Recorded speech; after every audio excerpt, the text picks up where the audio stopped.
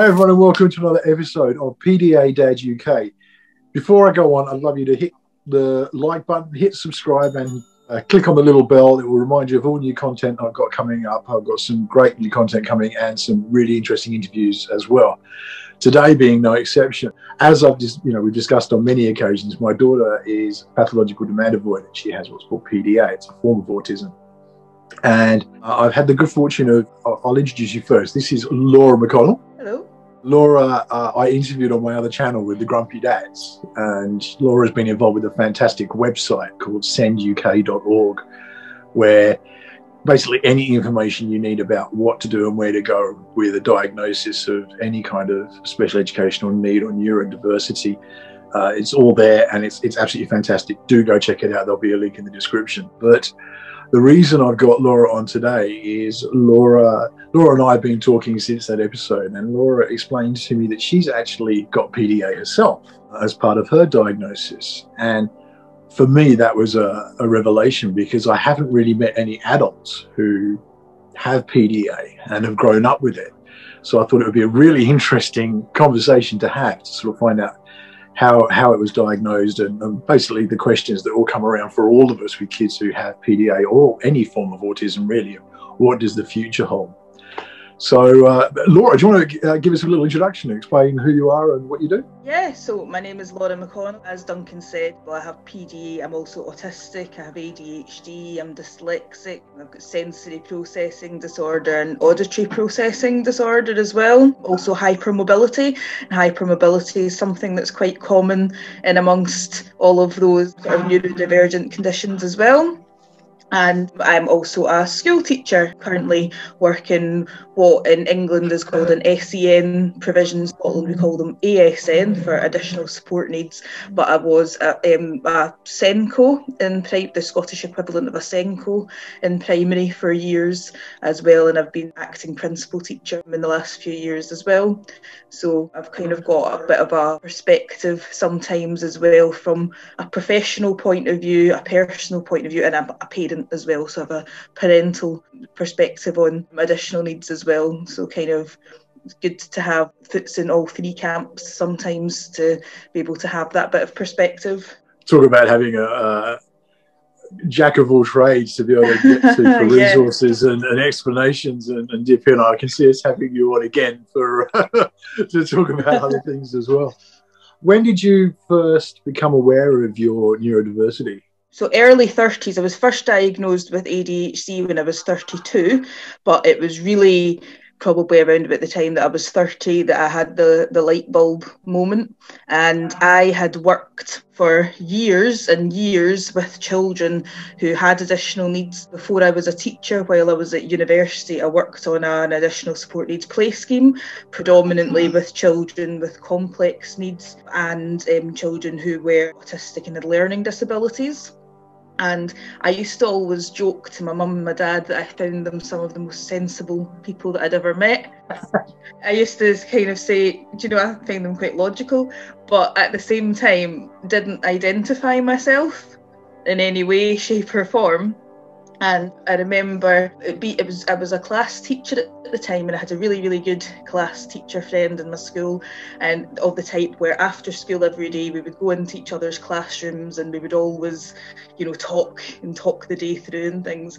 I mean, she would be in my room one day, and this was after years, maybe like 3-4 years of doing this. She said, "Why do you just not sit and do something?" I said, "What do you mean?" And she said, "Why don't you just sit and do something?" And I said, "I'm not sure what you're talking about." And she said, "Well, you've got a pile of books that you're marking, and you'll sit and you'll mark 3, then you get up and you're putting something on the wall, then you're tidying this thing up, and then you're over in the computer sending an email, then you're back to the books, and you're doing this in like a cycle, and you're kind of running around the room." And I said, "Because it's boring, so just sit and do something." And she said, "What do you mean?" And I said, "It's just like," I said, "How do you keep your attention?" I said, "Do you just sit with a pile of 30 books and just mark them?" And she said, "Yes." And I said, "Oh, that's that's a bit weird. And I started to question myself whether or not it was me that was the one that was in the wrong, or that was kind of in the wrong, or it was her. And I'd never thought there was anything wrong with me. I just thought it was everybody else's problem, and it was nothing to. I just thought I was quite normal, and other people were all the ones that had issues. And at that point, I started identifying with maybe some children in my class who had ADHD, who also found things boring and needed to break them. I used to have lots of little jobs for them to do, and I'd identified that they needed time to process things. I went to see my GP, and this oversimplifies what happened, but I was having a bit of a mental health crisis at the time, so I presented to my GP in amidst a mental health crisis, which wasn't unusual for me. I have had various other mental health related things going on from childhood into adulthood, which now make more sense, but I'd presented to my GP in the context of a mental health crisis and was referred to adult mental health, and saw a psychiatrist within a month. And by the time I saw the psychiatrist, I'd kind of calmed down a bit. I went in to speak to him, and he said, "What do you think it is?" I said, "Well, actually, I think I've got ADHD." And we spoke through things, and I have, like I say, quite a long medical history from childhood. I've been taken in to see psychologists and other sorts of things, sleep-related issues that were all in my medical notes. So when he looked at my medical history and listened to me, and we did a bit of an assessment at the time, I was diagnosed with ADHD on the spot, basically. But he did say to me at the time, "Do you think you're autistic? Do you want to do an autism assessment?" And I said, no, I'm not autistic. I worked with autistic children, and then went away and was taking medication for my ADHD.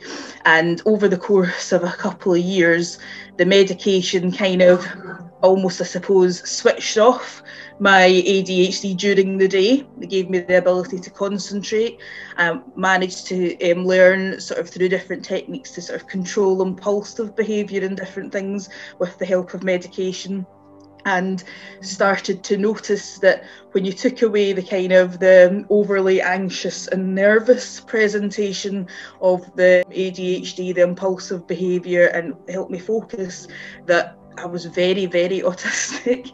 And it was almost like the mask that had been thrown away, and then this is what was underneath. My psychiatrist had a conversation with my psychiatrist, which at first he wasn't actually particularly sure whether or not he did think I was autistic, but the more that we got to talk, and then when we did a proper assessment, I was diagnosed as autistic, and also with sort of a demand avoidant profile as well. Before we go into the demand avoidant profile side of it, I mean, when you got that diagnosis, I've got a few people, I know a few friends who've actually been diagnosed as adults with autism and have discovered they are themselves autistic, usually because they've had their kids diagnosed and then they realise, hang on, I do that, and so on. When you got that diagnosis, did it kind of put a clarity on the past? Very much so. I think that kind of journey started for me with my ADHD diagnosis. So I was kind of expecting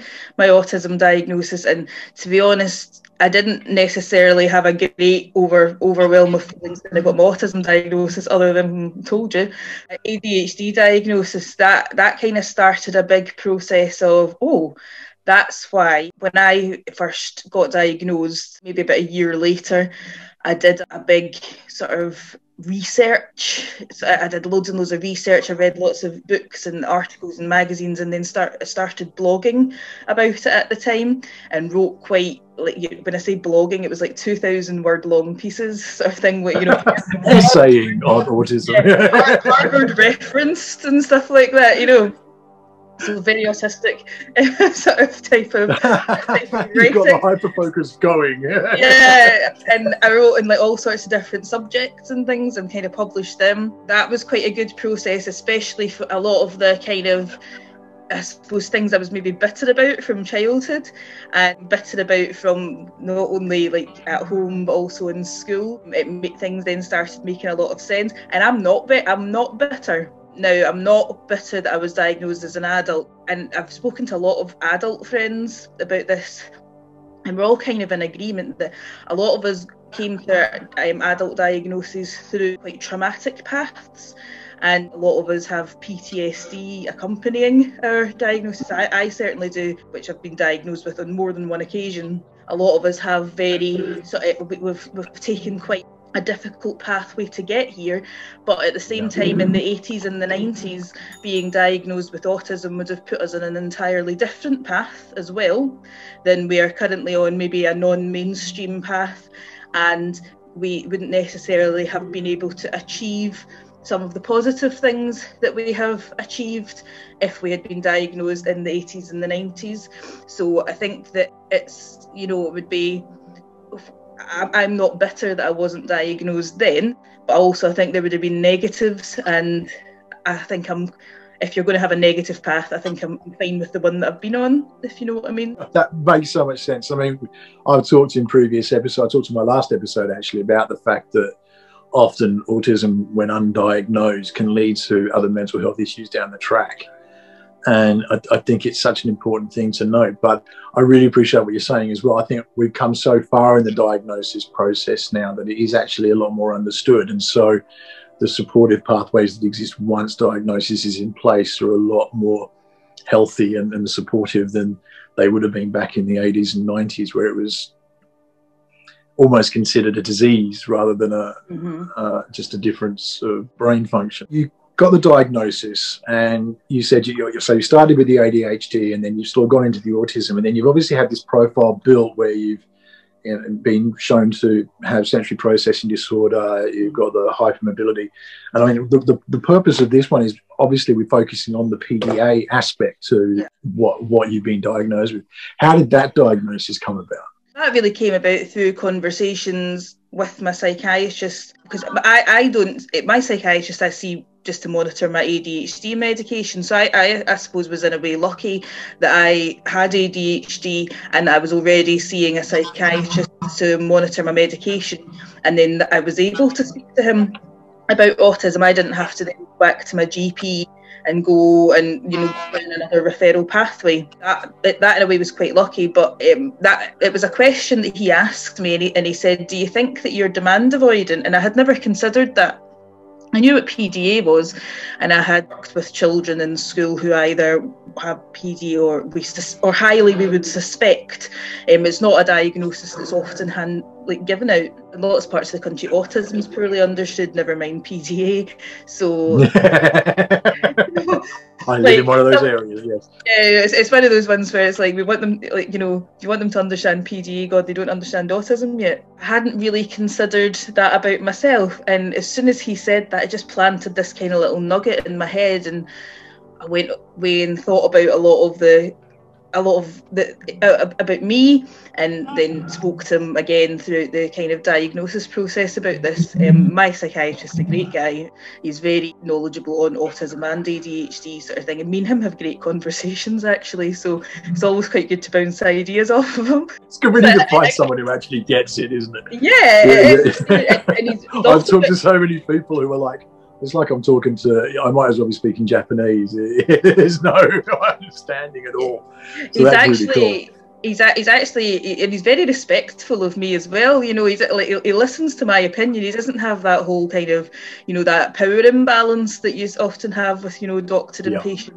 And I've said this before actually. I said this once in an address in at a round table in the Scottish Parliament on ADHD.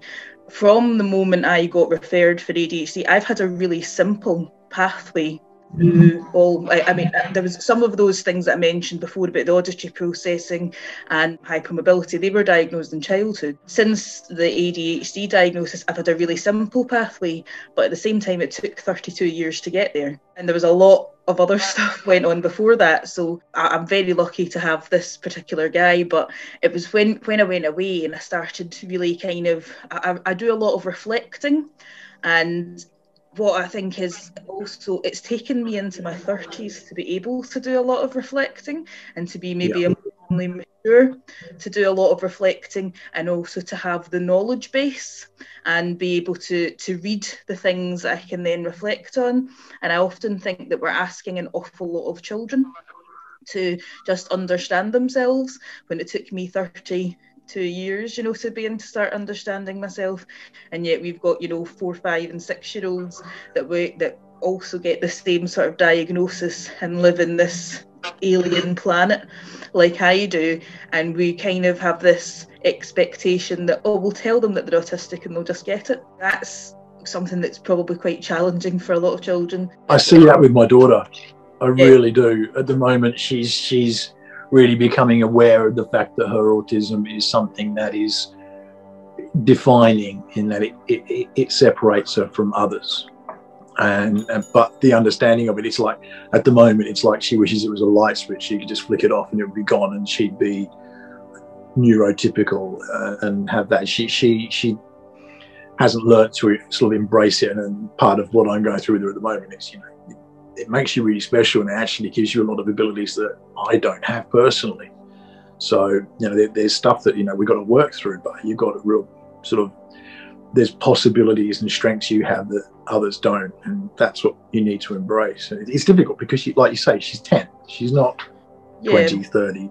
I really admire children that can embrace it, to be honest, because when I was young and was taken to psychologists and things, that was something that was done to me. And when I remember very distinctly being taken to psychologists because I was bad, and because I'd done bad things, and it was ODD, oppositional defiant disorder, I was accused of at the time, although it was probably quite accurate, but that was more kind of, I was quite oppositional and defiant, and still to an extent am, but that was... Well, ODD and PDA have so much crossover, don't they?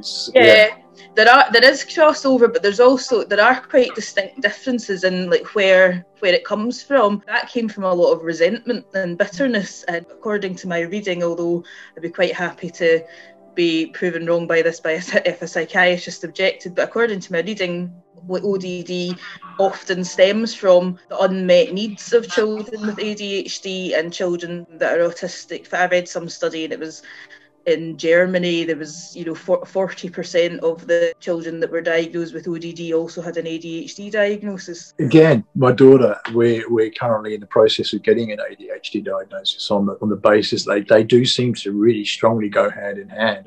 It's actually a question I was going to ask you, is that there just does seem to be such a link between the two. It does now. It almost seems like there's been almost like an explosion of realisation in that. Tony Lloyd from the ADHD Foundation and I were speaking. I asked him for some figures about that before, and I'm pretty sure, I'd have to go and look up the exact figures, so I'm not going to misquote them, but I'm pretty sure it was the people who had a primary diagnosis of autism and then had a secondary diagnosis of ADHD was maybe around something like the 20% mark. But for people who had a primary diagnosis of ADHD to then have a diagnosis of autism, it was higher than that. I think that figure will probably only grow because there's so many adults that I know who are diagnosed with one or the other ADHD or autism at some point, and then it seems to be within about 5 years then start to realise that they can go and explore other things. And I think it's maybe similar to me.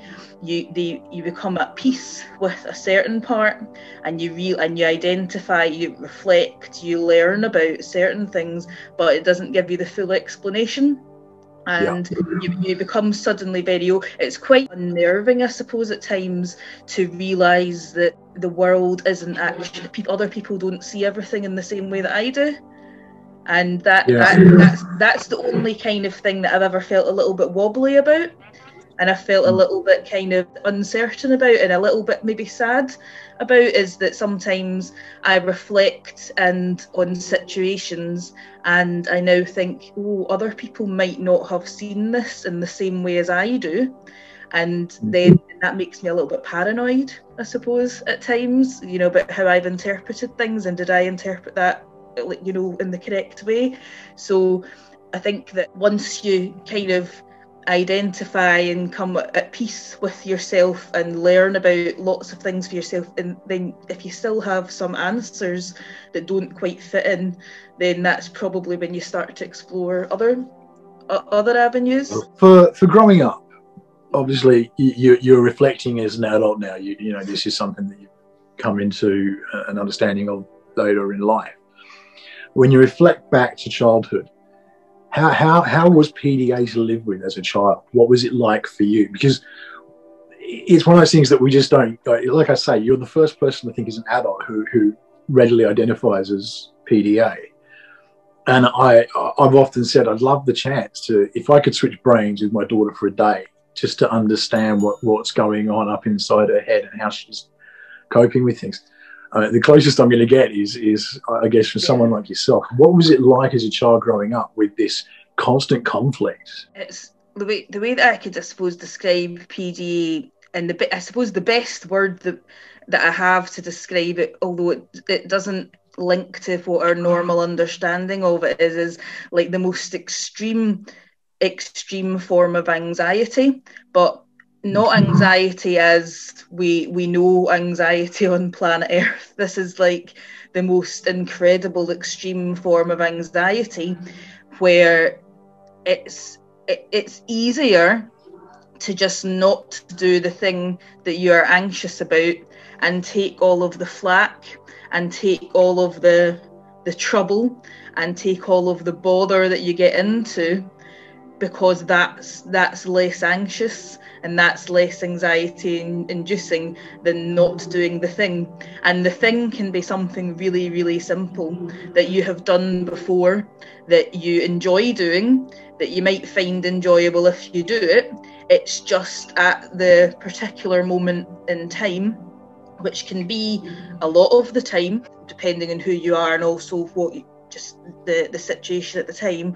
But the thing can be really super simple. For me, sometimes it's just like going out of my house. I live in the centre of Edinburgh. I'm surrounded by shops. I'm like really right in the centre of Edinburgh in town, and there's supermarket from my front door to supermarkets. There's 3 within a 5-minute walk, but I will get groceries delivered to me, because the process of getting changed, putting clothes on, making myself look presentable, getting my shoes on, making sure I've got my purse, my bag, making sure I've got bags, walking there, getting all of the things and coming back, that's just too much. You're answering so many questions for me. We have a nightmare at the moment whenever we go anywhere. It takes a full hour and a half from we're going for my daughter to be ready to go. And she has to have everything, and it taps into that. She has to have a toilet roll in her bag, which has come in useful on more than one occasion. But she has to have certain things with her, and she has to pack, and we have to go through this whole rigmarole. And what you're actually telling me there is it's actually the anxiety of something going up, and she's almost preparing for that. Would that fit? Yeah, the anxiety is going to happen, possibly maybe some delaying tactics as well. Like if we go through all of these steps, then it'll take so long we don't have to go. It's easier as an adult to just not go, whereas when you're a child, you're made to go. You can't get left in the house by yourself. So you then come up with lots of elaborate ways to try and delay the process and to try and put the process off. Whereas me as an adult, I'm not going. And I suppose in a social sort of thing, I was a very sociable person when I was younger. I worked in nightclubs when I was a student, and I'd maybe be working 6 nights a week. So in the 7th night a week, I was used to being up till 4 a.m. I was used to being in a kind of a nightclub. So I would go out, and I had lots of different groups of friends. But when I reflect on it as well, the groups of friends I had, I was a goth when I was a teenager. So we all had a special interest in heavy metal and kind of like that type of music. So we could sit and talk. Yeah, exactly. Woo. We could sit and talk about our very, very specific special interest, and talk about bands and talk about music and info dump on each other. I've always been a big football fan, a big Celtic fan. My dad's taken me to football since I was 4 years old. My whole family are really into Celtic. Had a season ticket for most of my life until very recently, and went to all the home and away games. But that's like a very autistic special interest as well. You can info dump and you can learn lots of facts and statistics. Yeah. So what I've kind of reflected on is that a lot of my socialising was done with very specific crowds, where I could learn lots and lots of facts about different things, about specific interests, and they all shared that, and we would all talk about, you could sit and talk about football for ages without ever, like, asking how someone was feeling or like what they did. Yeah.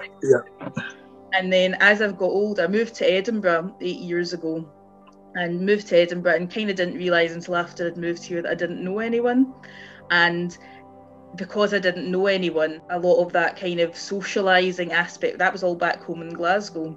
And then as I've got older, not had my specific crowds with specific special interests, people will maybe ask me, oh, do you want to do whatever, like, that Friday next month? And I'll say, yeah, I'd love to do that, that'll be great. And then I'll spend that whole month coming up with an excuse of why I'm not going to go.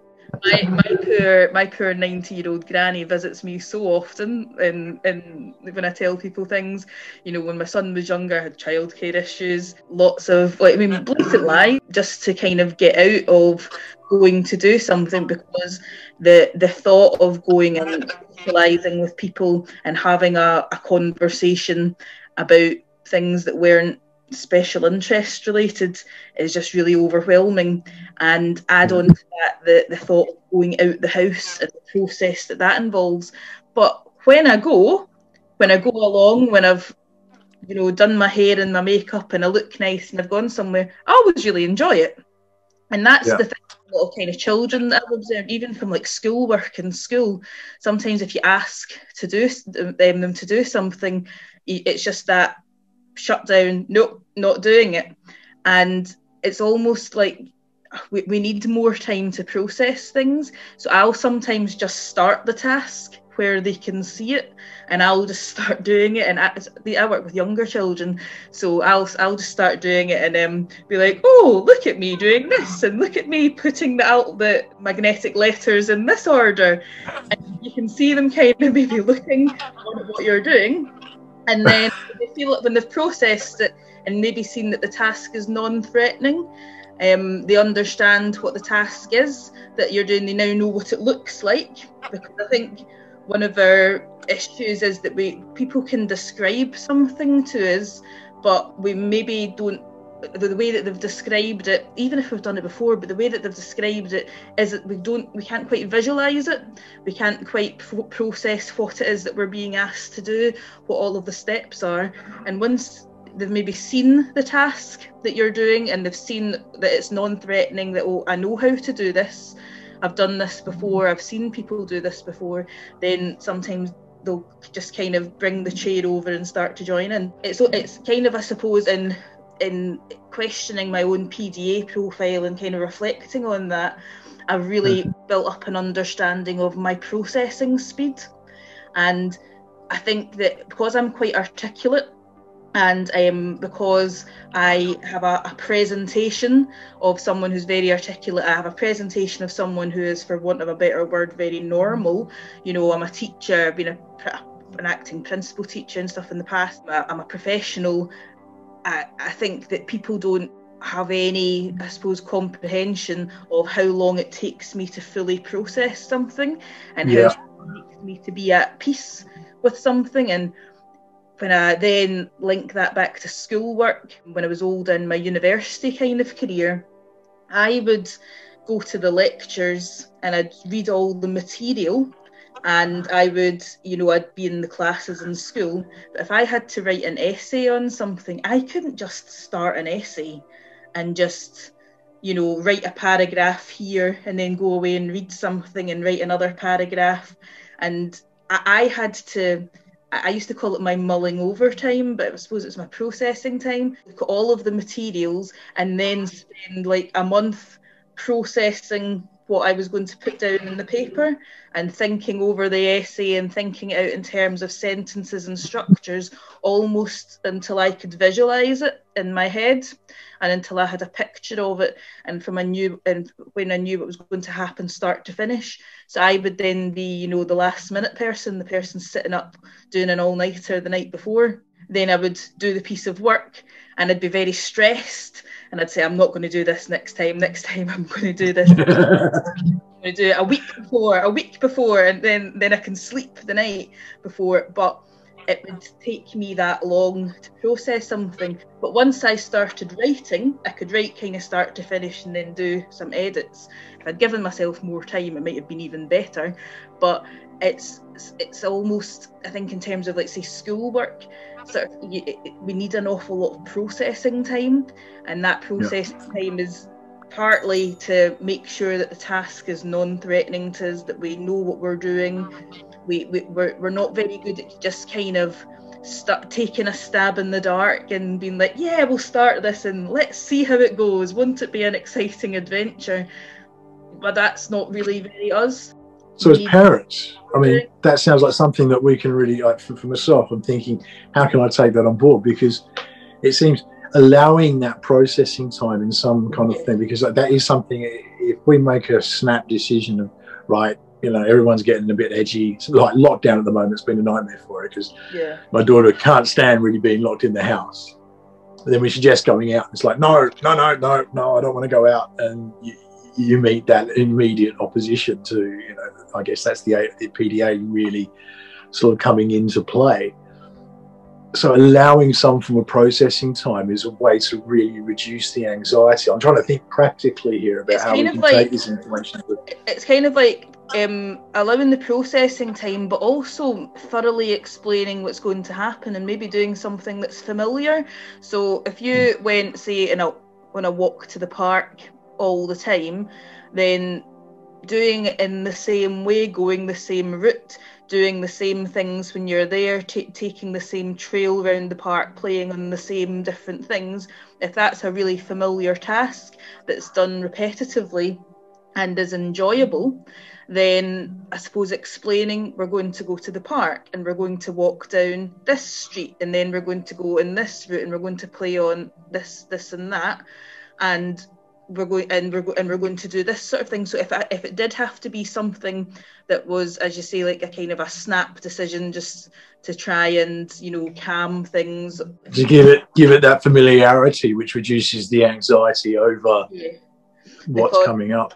Yeah, because doing something that is familiar is always going to be much less stressful than doing something that's not familiar.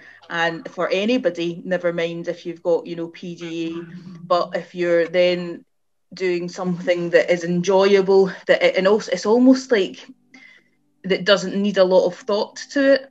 When it's open-ended things. There's almost like an infinite amount of possibilities, and that infinite amount of possibilities is so infinite that some people might be able. If I gave maybe you a task with infinite possibilities, an open-ended task, you might think, oh, this possibility sounds really exciting. I'm going to go with the one that I think sounds exciting. Whereas to me, if there's infinite amount of possibilities to something, there's no possible way that I can choose any of those. It's just overwhelming. It's overwhelming, and it's almost like I get like a mind blank. Like, well, that task is impossible to complete because there's all of these possibilities, and it's overwhelming and it's quite scary. So if you're just the kind of the thought of, let's go out for, you know, let's just get out the house, you know, there's an infinite amount of things that you could do when going out the house. A lot of them could be quite bad, so that's quite that can be quite overwhelming. So thoroughly explaining what you're doing, where you're going, the step that you're going to take, the places that you're going to go when you do that, and if it's at a snap point, something something that's familiar and enjoyable will kind of take off that sort of cognitive load. That makes so much sense. What growing up, did you struggle with aggression and violence? Was that part of your profile? Not so much to other people, but to myself. I used to smash my head off of walls. You know, it's a real miracle I don't have permanent brain damage, to be perfectly honest, because I smacked my head off of walls. I didn't just do it where I was kind of doing it and looking for the effect of it. That's the SPD side, I'm guessing, coming in, isn't it? Because obviously it wasn't processing as pain in the same way. Yeah, and that was when I was younger, and then as I became a teenager, and I had kind of learned that that was socially inappropriate.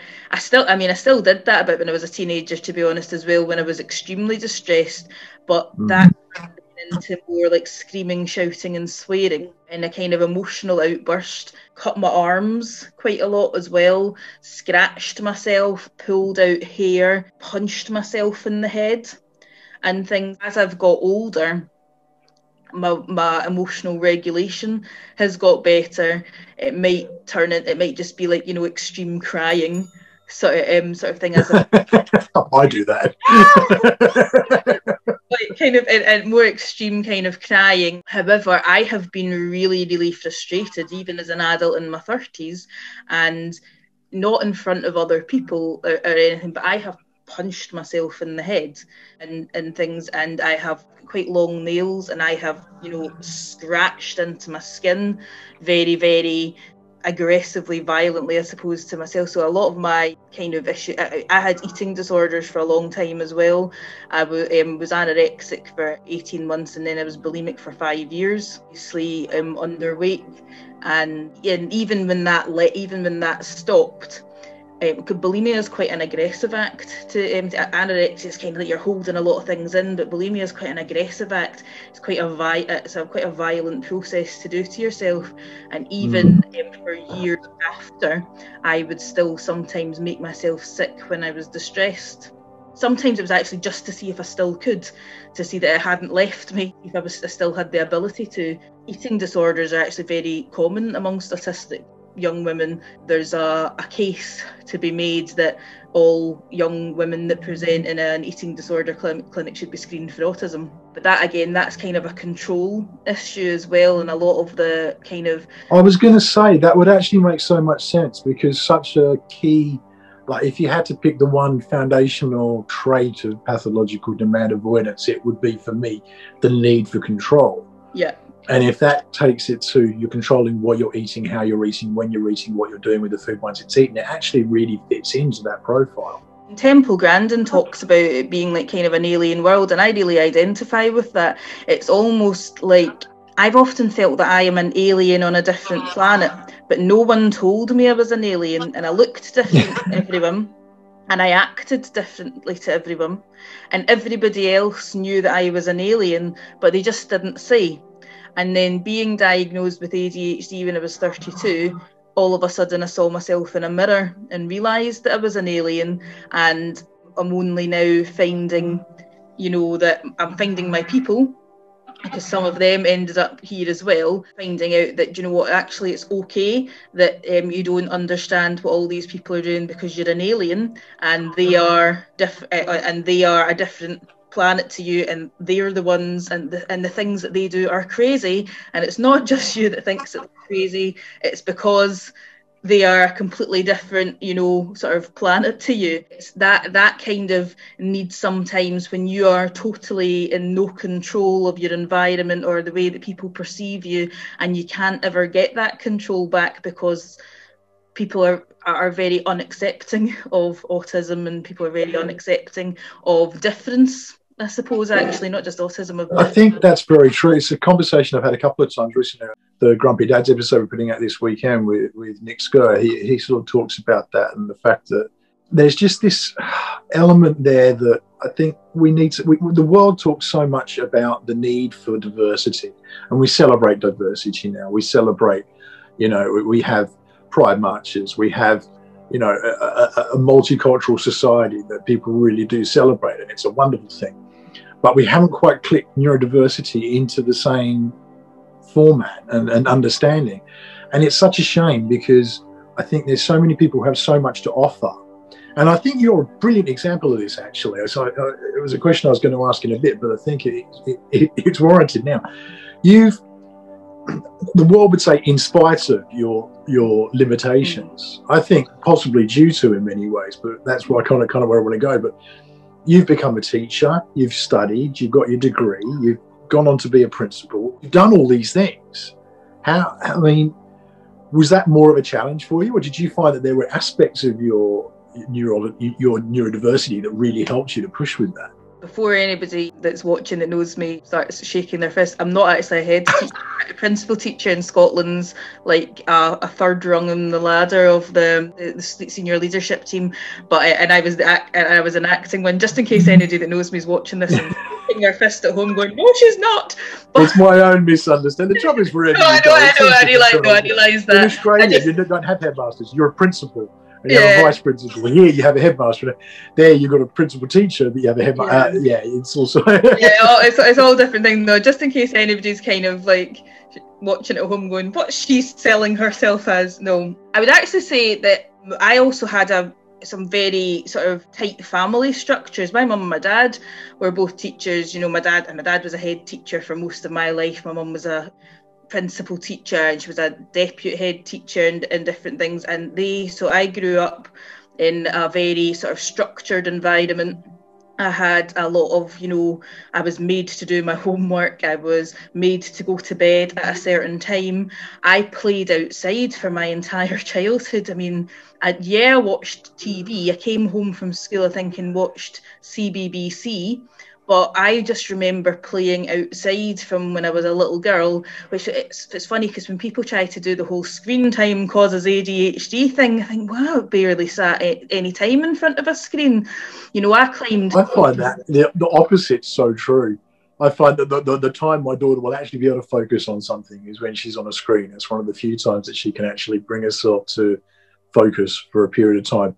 Not on a TV, she can't do that. Something about the distance. I think the intimacy from a tablet or a phone, it's immediate, and somehow it changed. She can actually sit and watch stuff. But no, I agree. I don't think you can link those two because I find the opposite's the actual reality.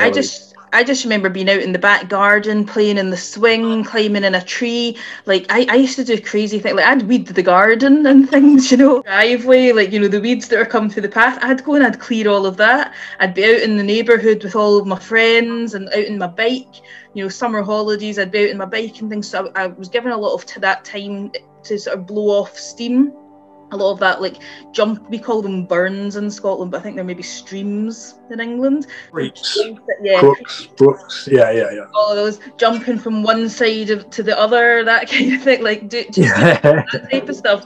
With my friends, I ran off a lot of energy, and then I also went to a private school, which again, academically was very small classes, had very high expectations, a lot of support. I was quite highly structured all the way through, and then we leave school a little bit earlier in Scotland's our school system's different to England, and that we've got 6 years in high school, but our 6th year is, I wouldn't say it's an optional year, but you don't have to do 6th year. You sit your hires in 5th year, and if you've got enough hires to get you into university, you can go.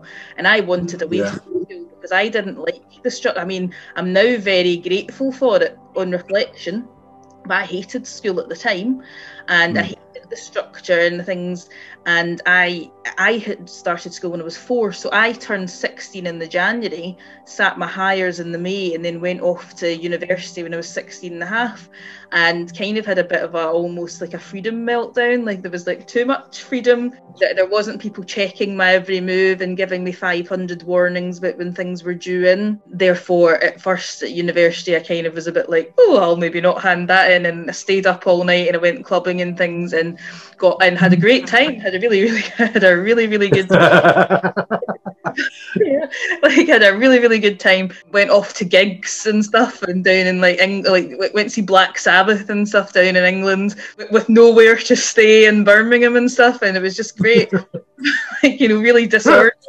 I kind of credit, I suppose, probably a lot of the position that I got into to be able to go to university and to have passed exams and things, probably with harsh structures, which seemed harsh at the time, but I suppose actually was just good parenting from my parents and from my school. And I suppose that gave me a bit of a foundation to then be able to pull my socks up when the partying stopped. You find that as an adult now, like talking on that, when you're presented with it and it's only through stuff I've read or I've seen on videos and stuff like that, but PDA as an adult and even the demands you place on yourself can become a cause of anxiety and become an issue in themselves. How do you deal with that yourself now when you've got something you know you've got to do, but the PDA oppositional side of things comes in? That's really, really tough. And again, it's almost like a processing time. I'm undecided as to whether or not my brain likes to compete with itself,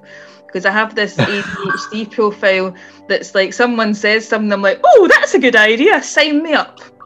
And I don't seem to have a realistic concept of time, or the time it actually takes to do something. It's only, I suppose, actually really in the last few years I've started reflecting, and do you know what? This takes quite a bit of time to complete this task. And in the past, when I was younger, I would stay up all night.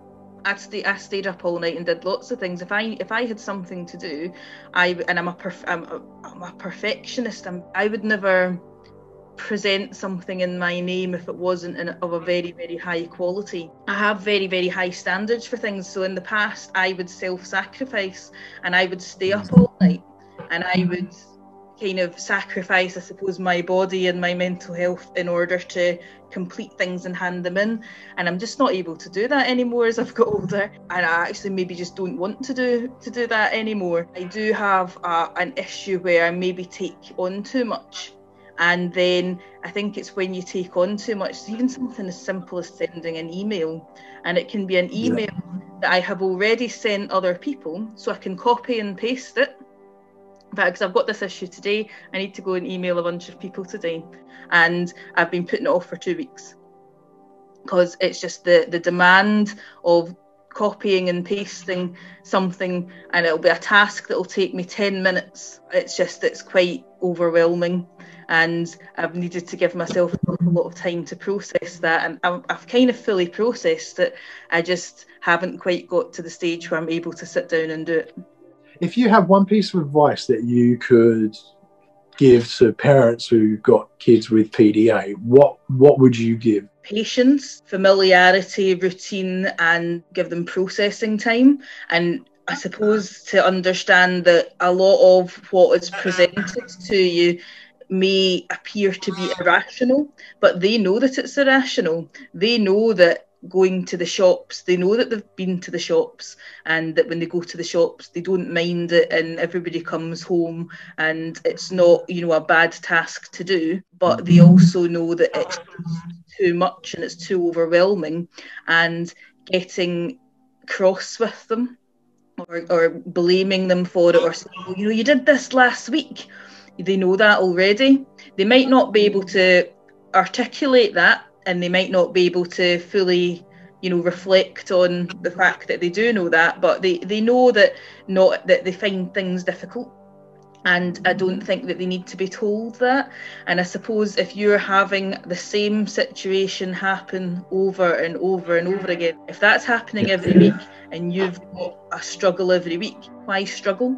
Why not find an alternative way to do it? Get your shopping delivered, or go to the shops at a different time when you don't have them, if that's possible. I know it's not for many people. There's an awful temptation that a lot of people have, that if we make them do things over and over and over again, then they'll just tolerate it, they'll get better at it. But it's not a case of them not trying hard. They're trying incredibly hard. So maybe pick your battles and plan things better, and just kind of realise that they know that there's something wrong, and they don't need to have another stick to beat them with. Thank you so much for talking to me today, Laura. It's been so insightful. I can see us doing a few of these because there's so much more we can talk about. Thank you for having me. If you want to find out more about Laura, we have an episode on the Grumpy Dads. I'll put the link in the description, where she talked to us all about, especially about senduk.org, which is a fantastic website. Basically has every answer over time. It's in construction at the moment. There's going to be lots of answers for everything. Once you've got your diagnosis or pre-diagnosis, where you can go, where you can get support, what transitional options are available, even things like transport and where to go on a day out that's going to be suitable for you. It's a fantastic page. Please do like this, please do subscribe and hit that bell so that you know when there's new content coming up. I'd love to hear in the comments anything you've got to say about, if you're an adult with PDA and you're really relating to things that Laura said, or if you're a parent who has a PDA child, and you're trying to get around these things, please do put them in the comments. I'll make sure any questions get back to Laura if they don't come to her directly. As I say, thank you so much, Laura, and I'll see you guys again next time.